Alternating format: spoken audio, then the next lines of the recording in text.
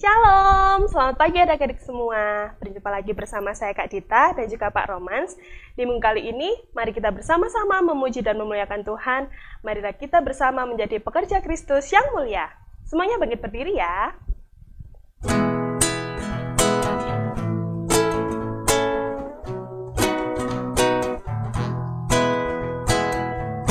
Telah lama ku cari-cari langkah hidup yang lebih pasti, hidup penuh kemenangan setia.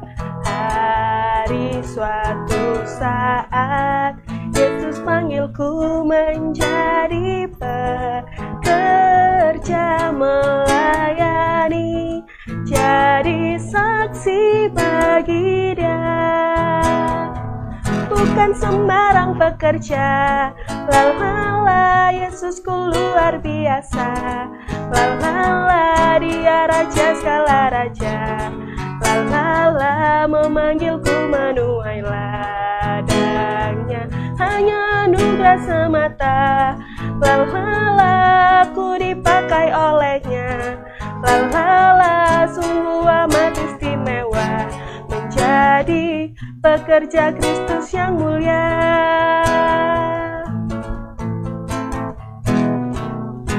Nah, adik-adik, mari kita bersama-sama berdoa. Kita mau berdoa untuk memulai ibadah kita ya. Semuanya lipat tangan dan tutup mata. Tuhan Yesus Allah yang baik, terima kasih untuk berkat serta karunia-Mu di pagi hari ini, sehingga kami boleh bersama-sama beribadah sekolah minggu. Kiranya Engkau memberkati ibadah kami dari awal, pertengahan, hingga sampai akhirnya. Tuhan Yesus terima kasih, kami siap untuk memulai ibadah pagi hari ini. Hanya dalam nama Tuhan Yesus, kami sudah berdoa serta mengucapkan syukur. Haleluya, amin. Nah, adik-adik, kira-kira siapa saja sih yang sayang sama adik-adik? Selain papa mama, selain orang tua, selain kakak, adik, teman, tentunya Tuhan juga sayang sama kita kan? Untuk itu, mari sama-sama kita pujikan Yesus kekasih jiwaku, karena kita semua mau menjadi kekasih Tuhan.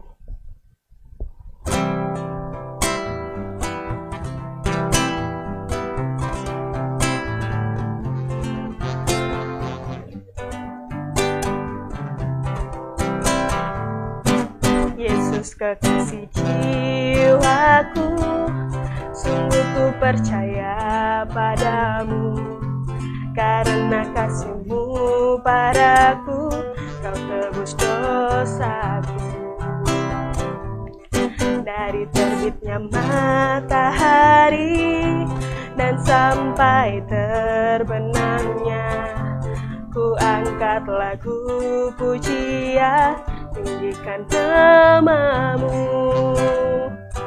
Dengan gendang ku puji dengan kecapi, oh ku bernyanyi, haleluya Yesus kekasihku. Sayang-sayang disayang, sayang-sayang disayang, aku disayang Tuhan, aku diangkat jadi anaknya, aku disayang Tuhan. Sayang-sayang disayang, sayang-sayang disayang, aku disayang Tuhan, aku diangkat jadi anaknya, aku disayang Tuhan. Glory, glory, glory, glory, glory, haleluya. Glory, glory, glory, puji Tuhan. Glory, glory, glory, haleluya. Glory, glory, glory, puji Tuhan. Nah, adik-adik, tiba saatnya untuk kita mengaku pengakuan iman kita, yaitu pengakuan iman rasuli. Pengakuan iman rasuli, aku percaya kepada Allah, Bapa yang Maha Kuasa, Khalik langit dan bumi, dan kepada Yesus Kristus, anaknya yang tunggal Tuhan kita, yang dikandung daripada Roh Kudus, lahir dari anak darah Maria, yang menderita di bawah pemerintahan Pontius Pilatus, disalibkan, mati dan dikuburkan, turun dalam kerajaan maut. Pada hari yang ketiga, bangkit pula dari antara orang mati, naik ke surga, duduk di sebelah kanan Allah, Bapa yang Maha Kuasa, dan akan datang dari sana untuk menghakimi orang yang hidup dan yang mati. Aku percaya kepada Roh Kudus, gereja yang kudus dan am, persekutuan orang kudus, pengampunan dosa, kebangkitan daging dan hidup yang kekal. Amin. Nah, adik-adik, sebentar lagi kita akan mendengarkan firman Tuhan. Untuk itu, mari bersama-sama kita persiapkan hati kita. Kita pujikan satu buah pujian, yaitu Yesus Sayang Padaku.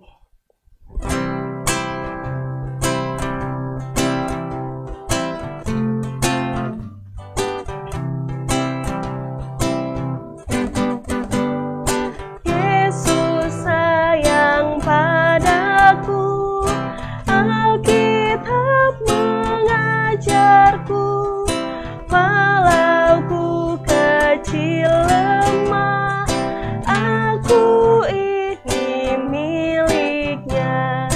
Yesus Tuhanku sayang padaku, itu firman-Nya di dalam Alkitab. Selamat mendengarkan firman Tuhan.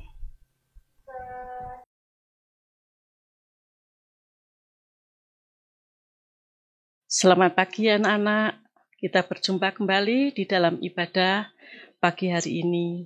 Saya percaya bahwa adik-adik semua dalam keadaan sehat, sehingga kita bisa bersama-sama untuk memuji dan memuliakan nama Tuhan, serta saat ini kita akan membaca firman Tuhan dan merenungkannya.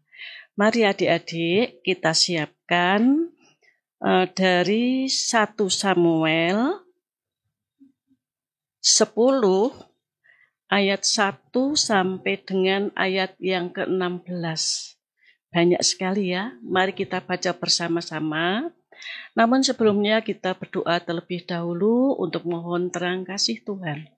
Mari kita berdoa. Allah yang Maha Baik, sungguh kami mengucap syukur ya Tuhan jika di pagi hari ini kami izinkan untuk memuji serta memuliakan nama Tuhan. Dan saat ini Tuhan kami akan membaca serta merenungkan firman-Mu. Bukalah hati dan pikiran kami agar firman ini bisa kami pahami dan bisa kami terapkan dalam kehidupan kami sehari-hari. Amin. Mari kita baca. Ini panjang sekali kalau buat PR. Nanti tidak dibaca, tidak dikerjakan. Maka kita baca bersama-sama pelan-pelan ya. Lalu Samuel mengambil buli-buli berisi minyak. Dituangnyalah ke atas kepala Saul. Ditiumlah dia sambil berkata, "Bukankah Tuhan telah mengurapi engkau menjadi raja atas umatnya Israel? Engkau akan memegang tampuk pemerintahan atas umat Tuhan. Dan engkau akan menyelamatkan dari tangan musuh-musuh di sekitarnya. Inilah tandanya bagimu, bahwa Tuhan telah mengurapi engkau menjadi raja atas miliknya sendiri. Apabila engkau pada hari ini pergi meninggalkan aku, maka engkau akan bertemu dengan 2 orang laki-laki di dekat kubur Rahel, di daerah Binyamin, di Selsah. Mereka akan berkata kepadamu, keledai-keledai yang engkau cari itu telah ditemukan, dan ayahmu tidak memikirkan keledai-keledai itu lagi, tetapi ia khawatir mengenai kamu. Katanya, apakah yang akan kuperbuat untuk anakku itu? Dari sana engkau akan berjalan terus lagi dan sampai ke pohon Tarbatin Tabor.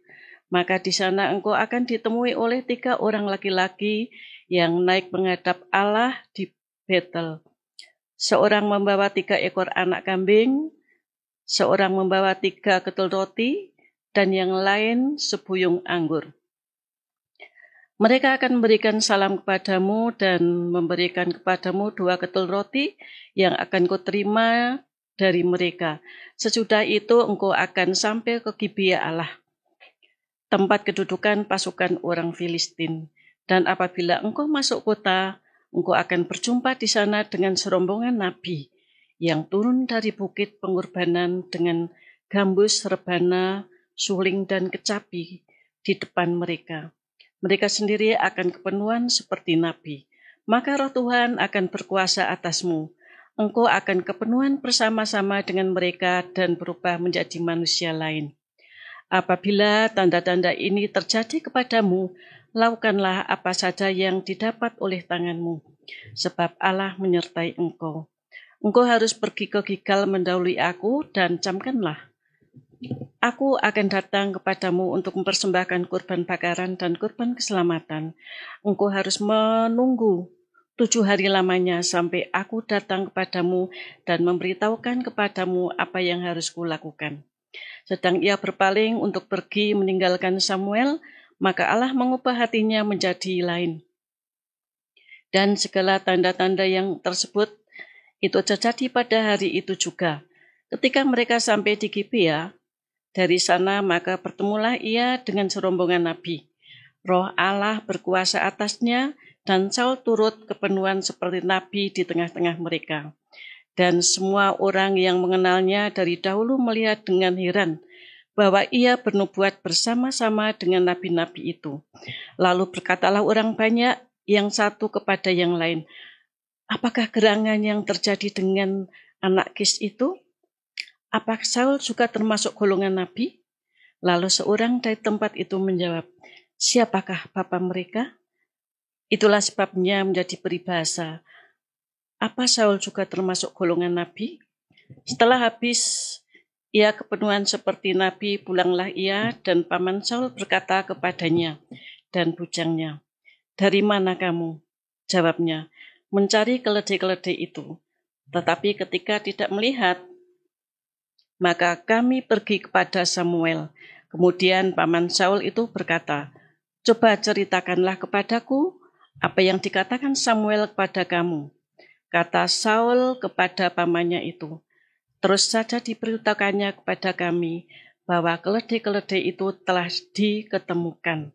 Tetapi perihal menjadi raja yang telah dikatakan Samuel kepadanya tidak diceritakan kepadanya. Lah itulah adik-adik firman Tuhan yang dari Samuel 1 sampai dengan 16. Itu merupakan kisah atau sebuah cerita. Nah, adik-adik yang dikasihi Tuhan, harapan saya setelah adik-adik mendengarkan cerita tadi dalam firman, itu adik-adik bisa mengetahui siapa sih Saul itu, sesungguhnya itu siapa. Kemudian apa yang terjadi atas Saul, itulah harapannya. Adik-adik yang dikasihi Tuhan, Saul bin Kis itu berasal dari suku Benyamin. Jadi di Israel itu adalah yang luas sekali, itu terdiri dari beberapa suku. Mungkin adik-adik ingat, suku di Israel itu kalau tidak salah ada 12 suku. Ada suku Ruben, ada suku Simeon, ada Yehuda, ada Isakar, Sibelon, Gad, Naftali, kemudian ada suku Aser, dan salah satunya adalah suku Benyamin. Suku Benyamin itu adalah suku yang paling terkecil dalam Israel. Seperti halnya kalau di Indonesia kita mengenal ada suku Jawa, ada suku Batak. Nah, di sini adalah suku Benyamin. Disitulah Saul dilahirkan.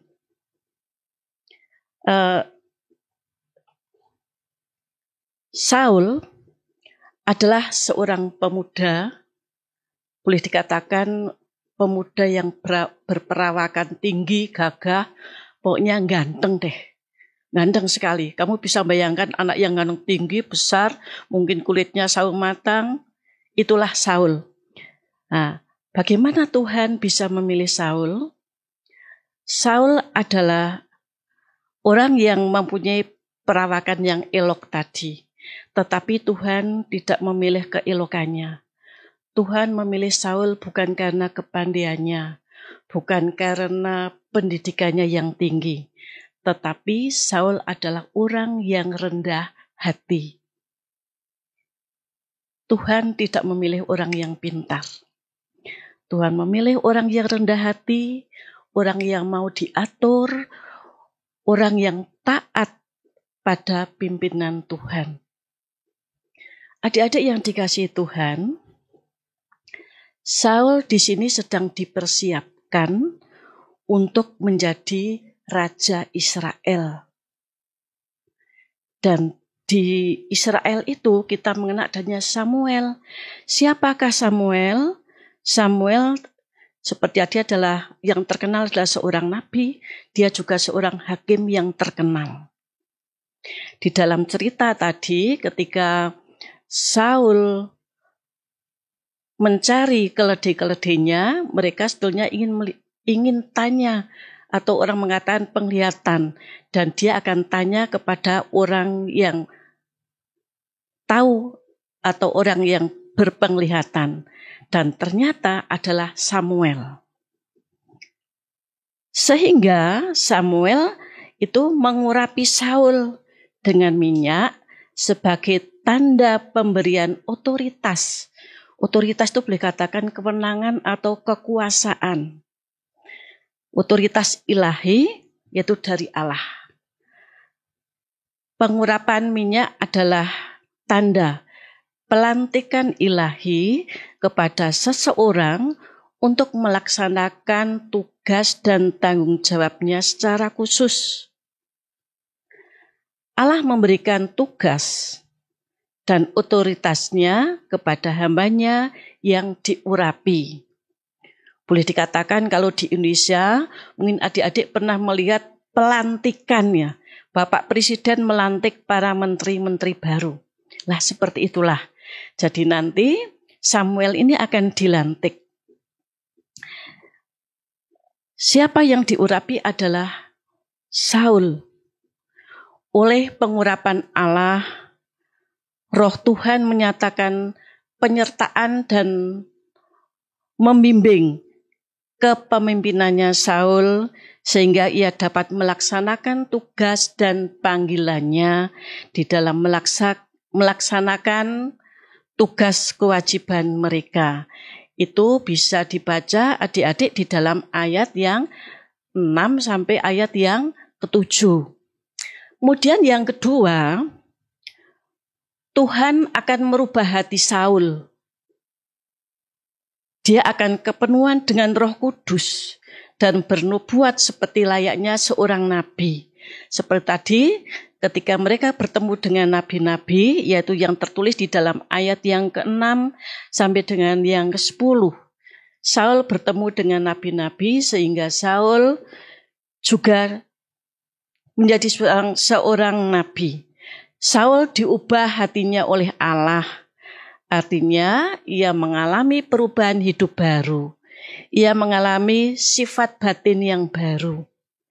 Itulah perubahan-perubahan dari Saul, Tuhan sendiri yang mengubah. Sifat ini juga bisa dan harus dipelihara melalui ketaatan kepada Allah.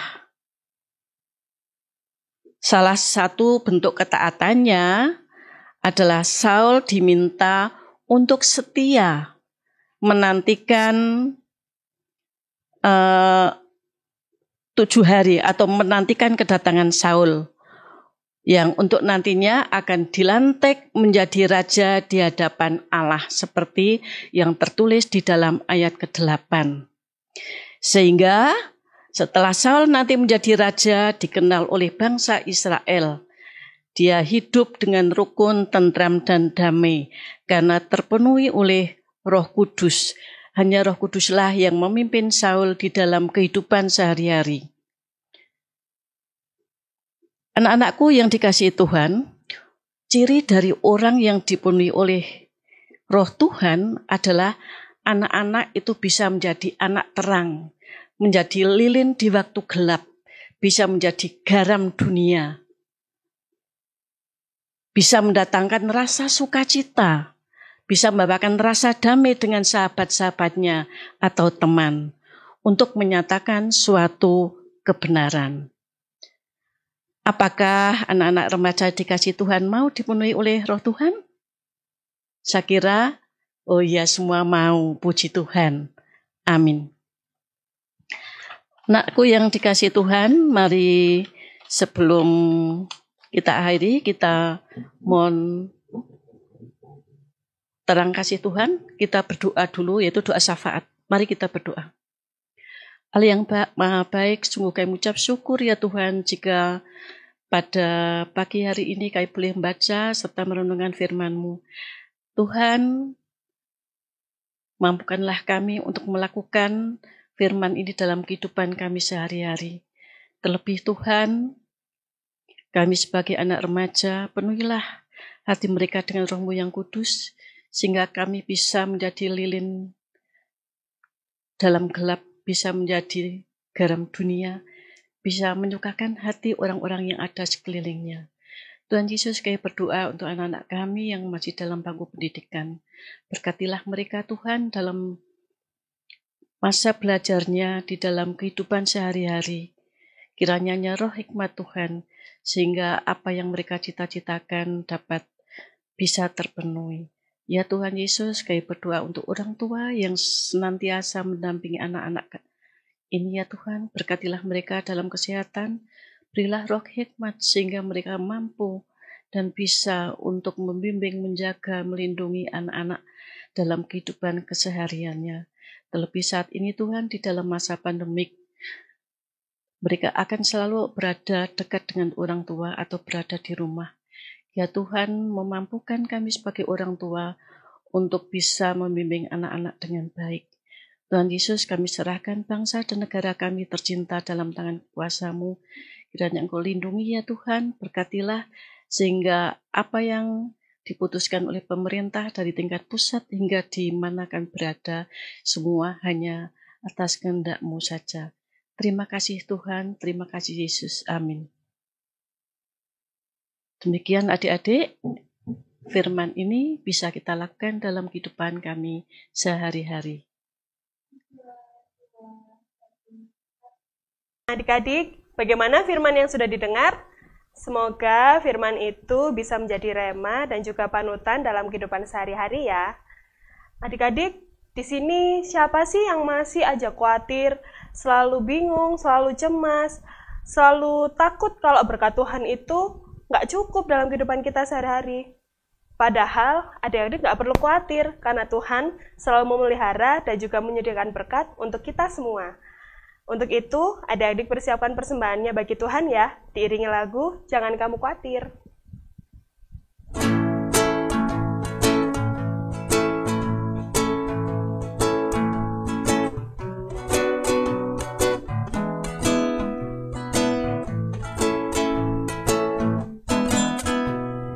Jangan kamu khawatir, burung di udara Dia pelihara. Jangan kamu khawatir, bunga di padang Dia hiasi. Jangan kamu khawatir, apa yang kau makan, minum, pakai. Jangan kamu khawatir, Bapa di surga memelihara. Sekali lagi ya. Jangan kamu khawatir, burung di udara Dia pelihara. Jangan kamu khawatir, bunga di padang Dia hiasi. Jangan kamu khawatir, apa yang kau makan, minum, pakai. Jangan kamu khawatir, Bapa di surga memelihara.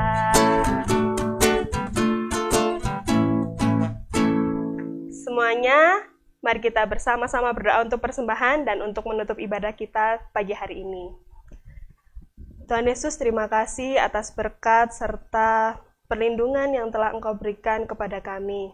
Tuhan Yesus, kami telah mengumpulkan sedikit Tuhan berkat dari yang Engkau beri, kiranya Engkau memberkati supaya persembahan yang telah kami kumpulkan ini boleh menjadi kelebaran bagi kerajaan-Mu Tuhan. Tuhan Yesus, sebentar lagi kami juga akan menutup ibadah sekolah minggu ini. Kiranya Engkau memberkati kami semua, kiranya Engkau selalu menyertai, melindungi, dan selalu memberikan kami kesehatan, sehingga kami boleh berjumpa lagi di minggu yang akan datang. Terima kasih Tuhan Yesus, terima kasih. Hanya ini doa yang dapat kami sampaikan. Hanya dalam nama Tuhan Yesus, kami sudah berdoa serta mengucapkan syukur. Haleluya, amin. Nah, adik-adik, tetap jaga protokol kesehatan ya, supaya kita semua boleh diberikan kesehatan, dan juga kita boleh bersama-sama berdoa supaya pandemi ini boleh cepat berlalu, sehingga kita semua bisa berkumpul kembali. Untuk menutup ibadah pagi hari ini, mari kita sama-sama pujikan lagu Yesus Sayang Semua.